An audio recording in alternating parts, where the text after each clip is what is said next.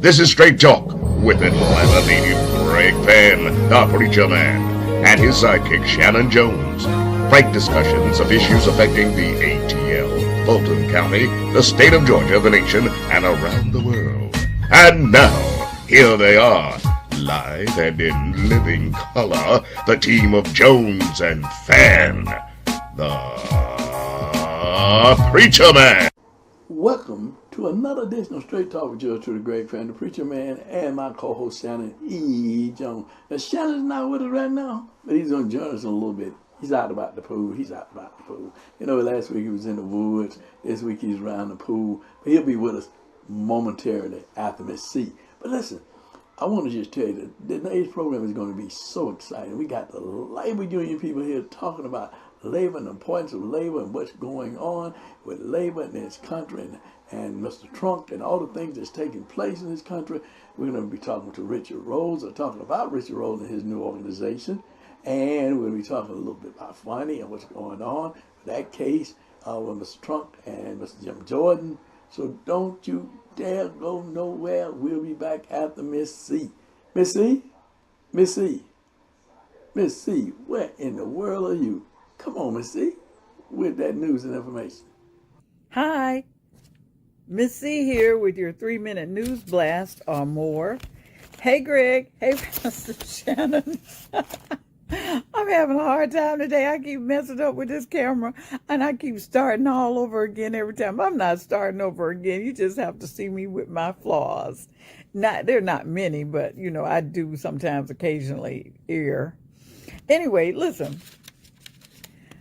The 4th annual Holy Convocation of the Assemblies of Church of Faith International will be held September 26th through the 29th, 7 p.m., with guest speakers Apostle Williams of Straight Life Churches, Bishop Ellis of Liberty Family Worship Center, Bishop Dura of Charity Truth Tabernacle, and on the official night, September 29th, the guest speaker will be Apostle Corey D. Johnson Sr., He's Chief Shepherd of the Assembly of Churches of Faith International.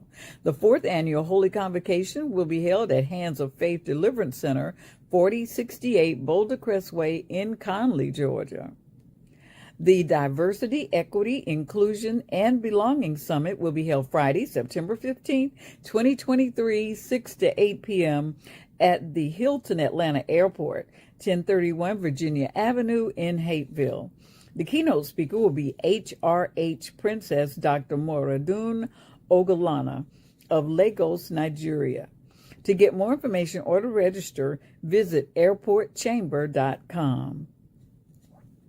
The New Beginning Baptist at 506 Ware Street in LaGrange, Georgia, invites you to their Women and Missionary Day, September 24th, 2023 at 11 a.m.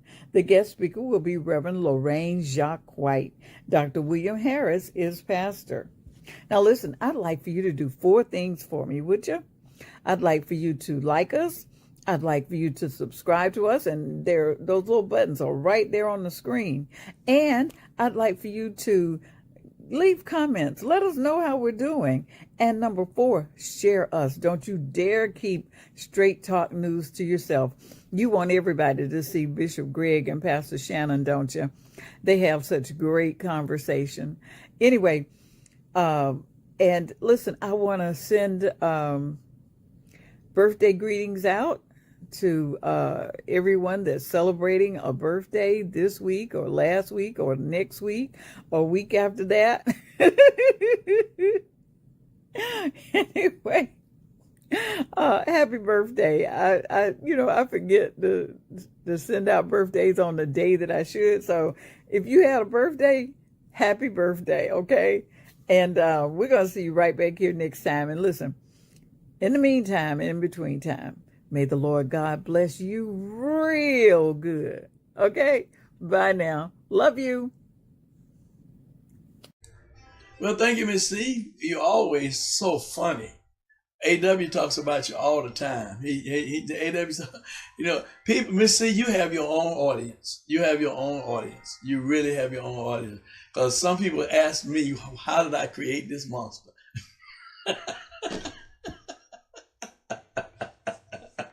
Miss C, you're not no monster. Miss C is something else. Miss C is something else. I just love Miss C. Miss C does a great job for us right here on Straight Talk. So if you have news and information, please get it to Miss C. She'll get it on for you. Now she'll tell a few things. Did you her birthday clip the day she said she just want to wish everybody happy birthday. Whether you had it yesterday, last month, or whatever. She said she would get birthday. She just want to wish everybody a happy birthday. And by the way, both of my daughters had birthday this month. My oldest birthday was the 6th, and my baby's birthday was the 4th. My two girls. So happy Lord, birthday! thank goodness their daddy's rich. He can afford all that. No, don't tell that lie. I can't enroll. I'm trying to be like Larry King today.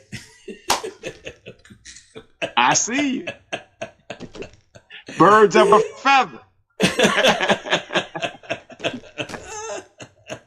Hey, listen. We're going to hear from Walt Andrews and the people in labor, and let's hear what they have to say. We'll be back on the other side with Shanan and myself. All right, I'm here at the labor picnic with Straight Talk. We got the airplane flying over, and I got Walter D and my brothers in labor here, and I want to just talk to you guys about what's going on with labor and what's happening with what these people are trying to do in terms of trying to stop labor. And how do you see this country going? You know, we're gonna start with what you want to start, and then each one of you guys can jump in. All right. Walter D. Andrews, President Emeritus, CWA Local 3204 in Atlanta. President Emeritus, CWA National Minority Caucus. I'm here for Labor Day. We've been here 25, 30 years doing this every day. Normally it's just a general celebration where we come out and thank the working class people of this state. But this is special this year because we're going to have to face one of the worst elections in our life in 2024. We've got to do everything we can to get labor on board so that we can get the right people elected to office. If Donald Trump should win, former President Donald Trump should win the election, we're going to be a dictatorship, and his first job is going to be to bust the union. We're already saying he's going to lock up the opposition and everything else. What the hell you think he's going to do to labor? He's going to shut us complete down. Labor is the only thing that's standing between these idiot Republicans taking over this country and trying to put a stop to them. These men here work day in and day out to get the job done. Tony Tilley, CWA District Representative. Tony Tilley, CWA. Yeah, and something else we need to work on, luckily with the Supreme Court decision in Alabama, where they have gerrymandered their maps and discriminated against our minorities. The Supreme Court in Florida also just ruled against them. Hopefully we're going to come back to Georgia, and we're going to end up with 2 more districts here in Georgia where they cut out Congressman Lucy McBath's district and made her run against Boudreaux last time. Well, hopefully we can get that congressional seat back, and let's win the House back in 2024 as well. Right. And by the way, we're also doing some stuff. We got a petition going that we're going to send to Governor Brian Kemp. The Biden administration passed the Infrastructure Investment and Jobs Act, and we want broadband built with union work and high road labor standards and OSHA requirements for any of these companies getting our tax dollars. And again, we've got to win the election. My brother here, Secretary of Treasury, AFL-CIO. I'm James Williams, I'm the Secretary Treasurer of the Georgia AFL-CIO, and another reason this election is more important is Biden's appointees to the NLRB have reversed all of the horrible things. I mean, they're still working on some other things, but everything that Trump did to screw labor while he was in office for 4 years, it's taken Biden 2 years right now to reverse those things, and he's moving forward. Congress won't pass the PRO Act, the Senate won't pass the PRO Act, so Biden's pushing the PRO Act through the NLRB, and this is what we need, and this is why we need to give Biden another 4 years. Tony Barlow, Young Workers with CWA. Tony Barlow, CWA Local 3204, Vice President. And I concur with everything these men said. They led the way for us to sit here and fight what we got to keep doing. We got to keep on fighting. We can't stop fighting. Elections is too important this year due to what's going on. We got a man who's running for office who's going to be a convicted felon who's up there running and trying to take over what's going on with labor. We cannot let this happen. We got to keep on fighting. And then anything that's happening here in Atlanta, we're going to always keep on fighting. So we here, we're ready to fight. We're ready to get folks elected. We're ready to get people to the polls, get people voting. We're doing everything we can. Thank you. All right, this Straight Talk with Greg Fann, and these are my labor friends here. I got you. This is Paul Commons. He's the president of National CWA. Give him a round of applause. going the next election to Trump get in, the danger of losing? Oh my God, that's the last thing we want is for Trump to get back in office again. We lost so much under his administration. And listen, the bottom line is this: President Biden is the most pro-labor president that we've had in our lifetime.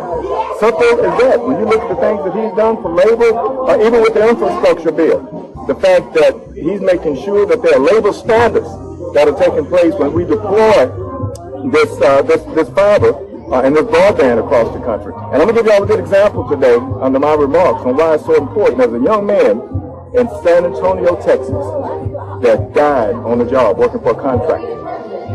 The boss, after he started having seizures, thought he was on drugs. So he actually called the police. His co-workers were trying to cool him off by giving him water. They took him to the hospital. He died from a heat stroke. All right?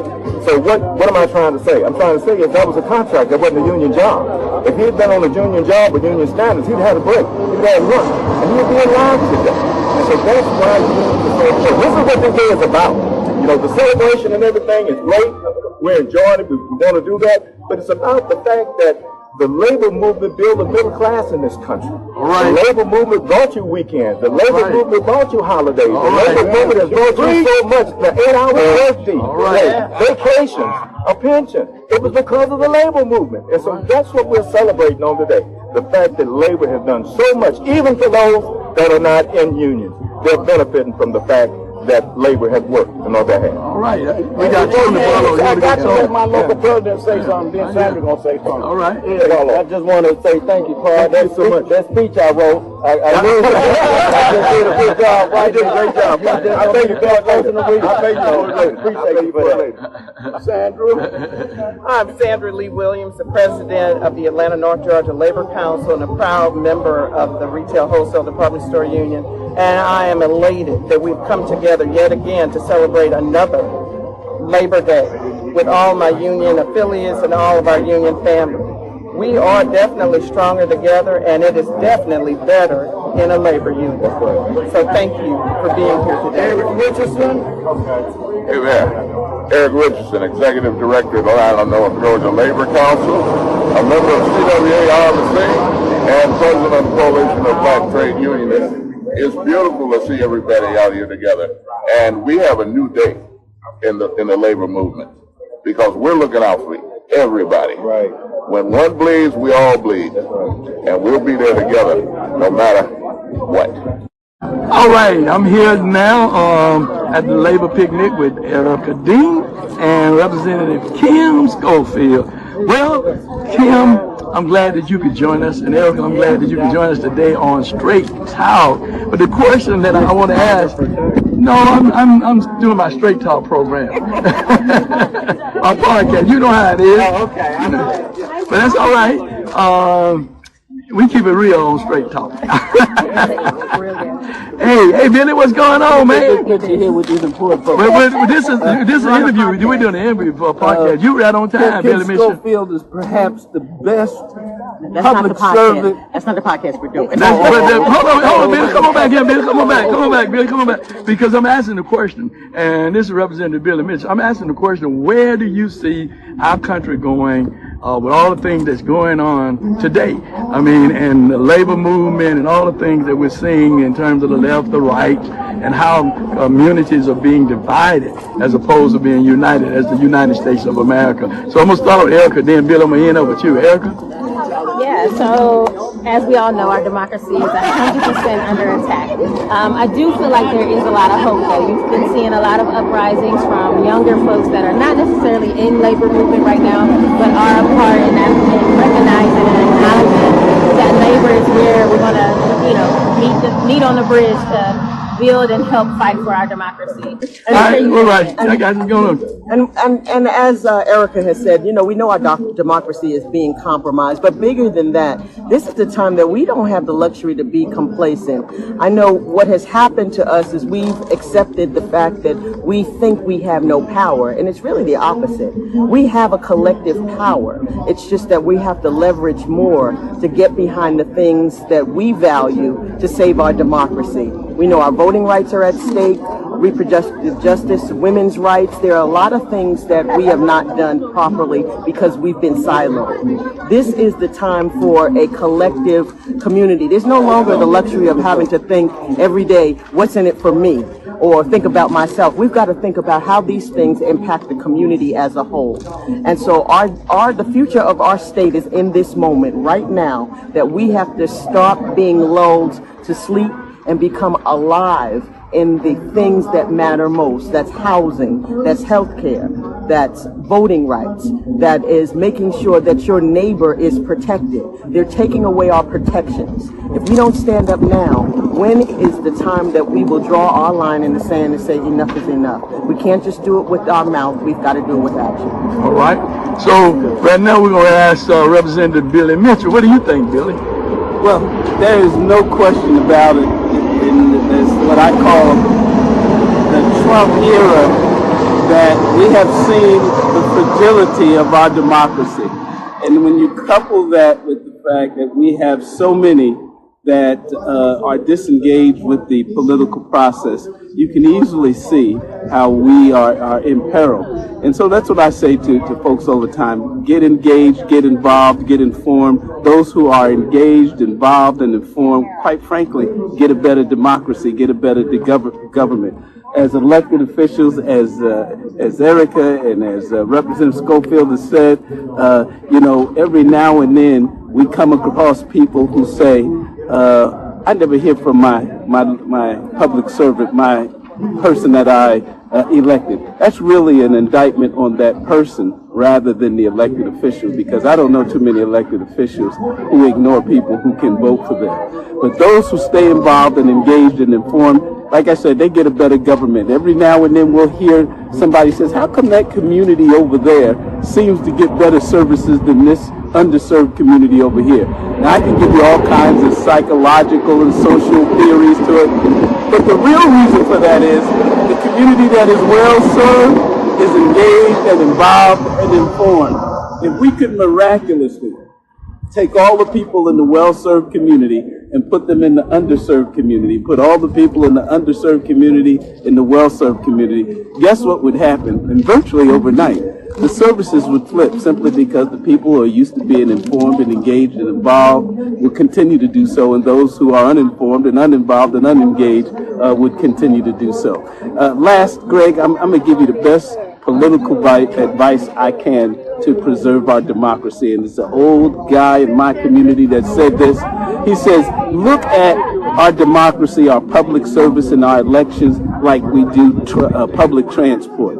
If there's not a bus that goes exactly where you want it to go, you don't sit home and say, I'm not getting engaged, I'm not getting involved, I'm going to ignore things. What you do is you take the bus that goes as close to where you want to go as possible. And if you do that over and over again, we would have a better democracy. All right, thank you. Now, my friend Sandra Scott, I got to hear from Sandra. What do you think about what's going on in this country and where we're headed? Lord have mercy. All I can say is, Jesus, we need you now more than ever. What do I think about what's going on in this country? Well, first of all, I think it's a shame what we're dealing with when it comes down to our democracy. Because one thing that we do know, if this was a group of black men, and if this was President Obama, and all the people involved were black, we know that they would have been in jail, in prison right now for 10, 20, 30, 40 years, or for life. We know that. We know that to be true. So every time when you hear the Republicans talk about, they always want to bring up the race card, they always want to play the race game. Well, we don't have to always play the race card or want to play the race game, because we know that everything that they're doing is racist. And that's a fact. We don't have to go and study long and hard to understand and see that. We know that that is what's going on today in our society. They're banning books that were mostly done by black authors. Black people want to get rid of Martin Luther King books, want to get rid of all the books about all our black heroes and sheroes, and that's racist. So you cannot continue to say they always want to holler the race game when everything that we see that are being done is racist. They are playing the race game, if that's what they want to call it, because it is racist at its best. And that's what's going on. And now, coming up, since you got me here talking, I want to talk a little bit about what's going on down here in Sapelo Island in McIntosh County. All right. McIntosh County, the county commissioners, what they're doing is they're trying to continue to take those people land. They'll continuously take those people land so that they could probably build another Hilton Head or build another Jekyll Island on those people land. Those people have lived, fought, their parents have died, a lot of them have gone on, but the family is still there. We still have 27 families remaining out there on Sapelo Island in the little place called Hamhock. Hog Hamlet. It's still people that remains there, and they're still trying to take their land by giving them no service. Those people do not have they do not have any type of emergency services. If something happened over there on that island, that's it. You know, they do not have any fire service. So just think about if something like in Hawaii happened. All those people are trapped on their island. McIntosh County, what they're doing now, they are going in and trying to change the lot sizes out there. So what that would do, that would give them the opportunity to raise the tax. Once they raise the tax, because people going out building $1 million homes, and they know that those people cannot afford to pay those type of taxes, so they're trying to let the lot sizes, stop the lot sizes from what they have them as of today, where people could just come in and build $1 million homes. And so that will cause the people taxes go up and the people will be without. They do not have school bus or van to pick up the people out there in Hog Hamlet, the children that go to school. The parents got to get them to the dock. And we know that school systems supposed to buy transportation for all kids to get back and forth to school. Yes, they have a bus sitting when they get to the dock and get crossed on the ferry, but a bus or a van should be in that community to take the kids that need to go to school to the dock. Right. That is a constitutional right. That is a right that all people should have. And any child that are going to school should have means to transportation. And they do not have that. They only have, they have 479 extra land with 7 fire hydrants. And they are not real fire hydrants. They're some different type of fire hydrants that they came and put around in the community, and which really don't have a lot of water because they don't even provide them with water. The people have well water. They have well water. They don't even have water services coming into Hog Hamlet. So when we talk about injustice and we talk about racial discrimination, it is at its best down there in McIntosh County. My audio's on now. Shannon, are you there? Yeah. Yeah, it's at its best. There, I'm here. It's at its best in McIntosh County. It's at its best, man. God, Oh my goodness. Oh my goodness. Sounds like that was a very, very engaging picnic, as it is every year. But I can kind of feel the tension. I can feel something brewing there in terms of labor really flexing and rolling up their sleeve. I could sense that. Proud member of the Coalition of Black Trade Unionists, my father, proud member of SAG-AFTRA, excuse me. Well, I tell you, Shannon, labor won't back down. It won't stand down. They're going to fight all the way. Yeah. Because they're fighting for workers' rights. Because all we hear people saying, let's do it with a union. Let's do it with a union. There's no need for union. And really, unions is the voice, as the president said. They're the reason why we got, workman's comp. They're the reason why you got holiday pay. They're the reason why you got those benefits that you have, the 40-hour work week. If it was left up to companies, we wouldn't have those things. And they definitely wouldn't be dealing with insurance and fair wages and those kinds of things. Unions fight for those kinds of things and to protect people and have job protection, as opposed to, Donald Trump, you're fired, you're fired, you're fired. Yeah, okay. But that's what they want to do, is just tell people they're fired, they're fired, they're fired. I mean, no really reason why. If I don't like you, I'm gonna fire you today. So you go home. Well, we all know if you don't work, you don't eat. You don't have any means of supporting your family if you don't have a job, if you don't have decent health care, you don't have these decent things that this country was built on, that people should have in order to have the best quality of life they need to have for themselves and their children and their children. So organized labor is very important. I know some people say, oh man, they hate organized labor, they just take your money. But they fight for your rights. They fight. And many things you see that's happening that's beneficial for you is because of the work of organized labor. And I want to thank Walter D. And the president of the Coalition of Black Trade Unions, Eric Richardson, James, who is with the Georgia labor board, not labor board, but the AFL-CIO, I'm sorry, the state AFL-CIO, and Sandra Williams, who is the executive director for the Atlanta North Georgia Labor Council here in Atlanta. And I just want to thank them for the work they do. And Charlie Fleming came by, former president, and then Richard Ray was there, former president. Yvonne Brooks had something else that she could not attend. But many elected officials came by who do support the rights of working families. And I want to thank them for coming and just being a part of Labor Day event. Well, Shannon, we're going to move from labor now. We're going to move to our conversation about labor. Labor is about organizing. But we have a young man who is on the battlefield, who stands up for workers and worker rights, but stands up for people, period.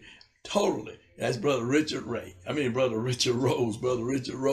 And I've had the opportunity to be with him today as he announced his new organization that he has founded and organized and pulling together like-minded groups to fight the injustices that we see in our society today. And only today he had this training for voter registration, teaching people how to register to vote and how to teach people how to register to vote, because voting is important. That's why they're trying to stop us from voting. That's why, because once we vote, our power is in our vote. Our power is in our vote. And it's who we vote for, and that we go and vote and don't sit at home talking about they're going to do what they want to do. Well, they're going to do what you let them do if you don't go vote. And that's a fact. That is a fact. So, Shanan, I'm going to yield and let you talk a little bit about our dear friend Richard Rose. I know you couldn't make it today because Big Papa got Little Papa. Little man had several appointments. Had an appointment today, and wife and I had some other appointments. But a great deal of respect for Rose. And I thought that as he always does, he raises the bar. And becomes the adult in the room. And we've been in many rooms with him, in many war rooms with him, and in many battles with him. And what I love about him is that wherever you put him, he's going to be about the work. I saw that the news media today even tried to split him and create a greater divide between he and the NAACP, the national NAACP. And they asked him, well, is he still at odds, paraphrasing, with the NAACP? He said, I'm at odds with white supremacy, and that I'm not fighting. I'm not fighting anybody. I'm fighting for justice and for equal rights, and for equity. And that's the work that Richard Rose has been engaged in since I've known him, for several years.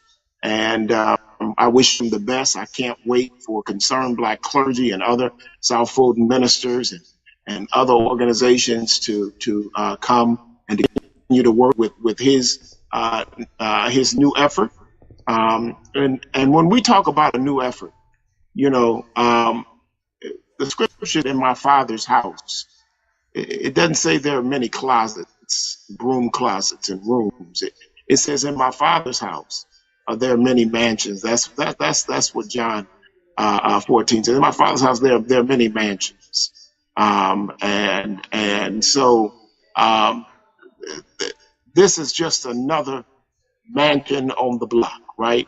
And in that mansion there will be rooms of people that are engaged in organizing, in training, and engaging people in fighting for their own liberation and protecting the rights to that liberation and the road to that liberation, and putting the people in office that are not afraid to stand for liberation and to speak out for those people who put them in office, not the lobby, not the people who, but the people who put you in office, not special interests, but the people who put you in office. Far too many times we'll into the office and they go there saying that they're representative of the people.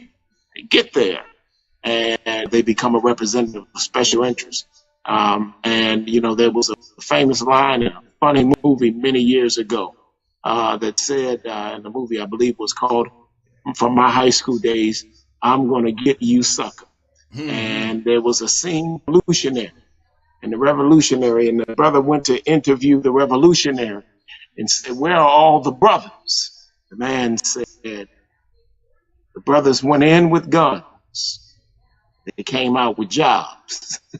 and many times we send brothers and sisters in with the gun of truth to stand for truth against the injustices and whatnot, and they end up doing a job for the special interest. Richard Rose is engaged in the work of making sure that organizing and political education is happening on the street level, but as well it's happening on the suite level. And he's going to be working to entail young folks and old folks to not only be engaged, but to body in the struggle and to run for office. So this is a kind of justice center that brings together, it's a consortium of organizations that will work with him. And he's a good brother. I can't wait to continue to roll up my sleeves and work with him. And I'm not going to get involved in any he versus this, that, and the other. Listen, we need the NAACP and we need Richard Rose, and we have them both, and we're with them both. Hey, listen, that's key and crucial, because we're not going to be divided. A house that divided will not stand, and we won't let the media or any other entity divide us. But we are united in what our efforts are. We may take different approaches, but we're still united in our effort. And as we know, as Dr. King and his work, there were many, many people who didn't believe in nonviolence, but they were united in the work that we would get the right to vote and that people would be able to register to vote. And we got that right. Now we must use the right that was given to us, that people bled and died, that we must have the right to vote. And we can't let them take the right to vote away from us. We can't let the Donald Trumps and his people steal elections, openly steal elections, and try to overthrow this country and make this country what they want it to be, as opposed to the country that it was established to be, and not being the white supremacists or the supremacist country that many people really feel that we're moving to, the hatred and all those things. We don't hate, we love, and we don't preach hate. We preach love. We preach unity. We preach together. We be with our white brothers and sisters and all brothers and sisters of all races, creeds, nationalities, and religions, because that's what it's all about. And we stand up for what's right. And when you're wrong, you're wrong. And when you treat God's people wrong, we're going to deal with that. But when you're treating God's people right, we're going to be with you on that too, because it's all about what we do for God's people. And as men and women of God, and men and women of faith, and men and women of justice, and doing what's right, we're going to stand up for what's right and stay on the battlefield. Well, Shanan, you know, one last thing we want to talk about, and we won't belabor talk a whole lot about it, but we do want to talk about our DA and our DA. And I want to say to those who, before I move to the DA, I do want to say to those who listen to the naysayers and the news and all this stuff about our commissioner Natalie Hall, we can't be bought up into what people are saying and what people are trying to do. We have to stand right behind and look at what people have done for the greater good of their community. For all have sinned and fallen short of the glory of God, that's the scripture. None perfect but the Father, that's the scripture. But who has not sinned and who is not sinning? that we can find fault in our brothers and sisters. We got to look at the work that people do. Are you looking out for the least, the less, the lost, and the left out? That's what we put you there to do, is to look out for your community, to serve your communities. So be in prayer for Commissioner Hall. That's Greg Fann, the preacher man, speaking. That's be in prayer for Commissioner Hall, and don't let no Me too. weapon That's formed me too. against us prosper. When we got somebody that's standing up for us and speaking up for us, we got to stand behind them. We got to stick with them, regardless of what the naysayers and others are saying. Like people sticking with Trump, we need to stick with her. But anyway, I want to just throw that out there. And Shanan, you want to say a little bit about our DA and what's going on with the DA in terms of the cases that's being before her in terms of the RICO cases. Well, we see the day that the House Judiciary Committee was expecting for the DA to send her her report of all of the investigation, those that she may have spoken with, or as the chairman of that committee, Mr. Jordan, says conspired with on the federal level. So today it was supposed to be in. Something did go in. It was a very strong letter by attorney Fann Willis telling Mr. Jim Jordan and I guess those that would have co-signed that he needs to stay in his place. So we're watching what's around this case, but certainly she pretty much suggested that the House Judiciary Committee where they could go in terms of her investigation of the call that President Trump made on that fateful evening that he and his chief of staff reached out to the Georgia Secretary of State, as well as the other 18 that are in the indictment. She says she didn't have to share anything with any information, and that basically that Mr. Jordan is tampering in her investigation and in her case, and she is not intending to allow him to date her in any way. So we continue to watch what happens there. Also, there's a great deal of reporting on the Fulton County Jail situation. We know about that. Bishop Fann and I are in the middle of doing our own research around this, and we're going to be addressing what we're finding, and will be coming out soon. But we know, to all of those Straight Talk listeners, we know that there's a serious problem at the Fulton County Jail, and we are case with looking at this, and we will be talking about this in detail in weeks to come. You know, one thing I want to say, and going back to Mr. Jordan, Mr. Jordan got his own problem. That Ohio State case, the university, we talked about him, and all those kids were saying that he knew that coach was molesting them, that they were being he did assaulted. nothing about it. He's got his own problems. So, Mr. Jordan, if you live in a glass house, don't throw no stones. Don't throw no stones. So you're trying to help Mr. Trump, you better be trying to save yourself, because that ain't done yet. That is not done, because those people are still saying that you knew about it, they told you about it, and you did nothing about it. So this is straight talk. We don't do nothing but straight talk here. Right, Shanan? This ain't nothing but straight talk. Nothing but straight talk.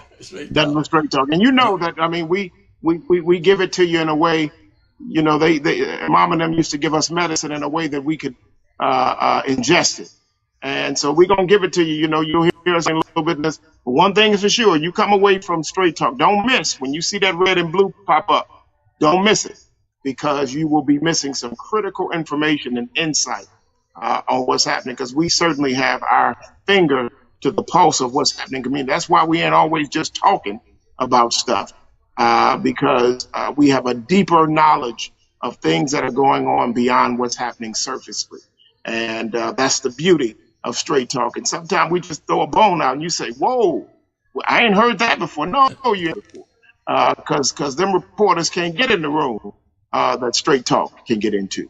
And to have those conversations and to bring you the information that you need to know, while at the same time supporting our leaders and supporting those electors that we see that have Straight Talk values and that continue to walk and talk the truth. And as Bishop has said, there are many that are friends of Straight Talk.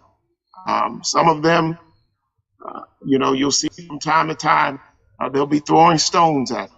But you won't see us on Straight Talk throwing stones on them because we get close enough to some folks to know what they are. So if we pick up a stone, you pick up a stone. Because if we pick it up, that's somebody, and we don't do it because we don't want stones thrown at us. Praise the Lord. Amen. Listen here. You sit, look at this is what we want you to do. As Miss C always say, now this is Miss C right here. Miss C, I'm calling you back. Oh, wait. Don't you quote. No. Yeah, I got to know Miss You C. called her Miss C monster said, today. this week, You can't be Miss C quoting says, Miss C this when week you Miss C want to. says, she says, like us, subscribe to us, make comments and share. She don't know if she wants to subscribe first or like first, but this week it's subscribe. There you go. Like, There you go, share, messing with Miss C. make What do it comments matter and whether they share. like us or Hey, subscribe? Miss C, I'm with you. I'm with you, Miss C. You do a great job. And hey, you listen, ain't no monster that's been created, all right? Listen here, you ladies and gentlemen. We thank you so much. We have so much fun on this program. We really, really do. But listen, I want to tell you, until next week, you stay tuned to nothing but Straight Talk. And do share Straight Talk with your Facebook and YouTube family. And stay informed and stay abreast. Because this ain't nothing but what, Shanan? Straight Talk. We don't know what Shanan going to be next week. He had the poo this week. Last week we was Stay in the tuned. wilderness. Stay tuned. Want to be a guest on Straight Talk? Email Greg Fann at fann922@comcast.net or call 404-308-0795. Join us again for another episode of Straight Talk with Shanan Jones and Greg Fann, the Preacher Man.